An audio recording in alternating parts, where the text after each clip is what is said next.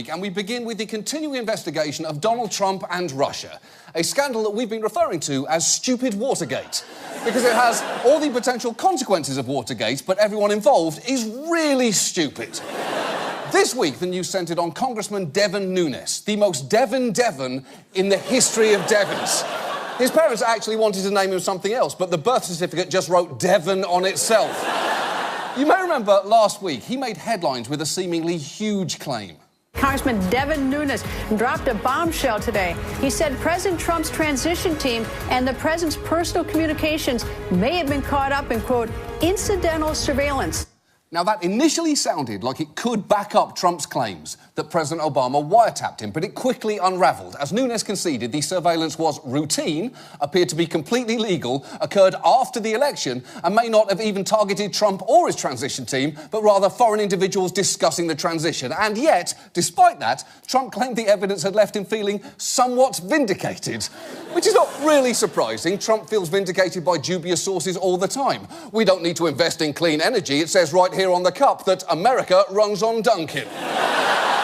But there were many questions this week surrounding Nunes, a man who looks like the guy every 13-year-old wishes her mom would stop dating. For instance, why did he make such a big show of racing to the White House to share his information with President Trump, especially in the light of this revelation? The New York Times reported White House officials were the source of intelligence reports given to House Intelligence Chair Devin Nunes. OK, so, to recap, Devin took what appears to be an unnecessary trip to tell what appears to be unimportant news to what may have been the source of the news itself. So what Nunes brought to light has turned out to be a bunch of smoke and mirrors. As convoluted as it is pointless, truly, it is the now you see me of revelations. But wait, because Stupid Watergate found a way to get even stupider. Because the surveillance Nunes was studying concerned the Trump transition team, of which one member was, yeah, you guessed it, Devin fucking Nunes.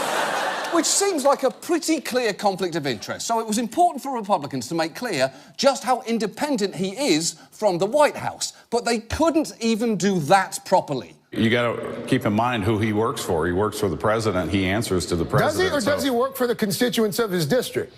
Well, you do both. No, you absolutely do not. You do one of them and explicitly not the other. That's literally the whole point of Congress. And that is why this story is Stupid Watergate. It could very well take down the government, but nobody involved understands why, or how to cover it up, or what the government fucking is, or possibly how to breathe without getting regular reminders.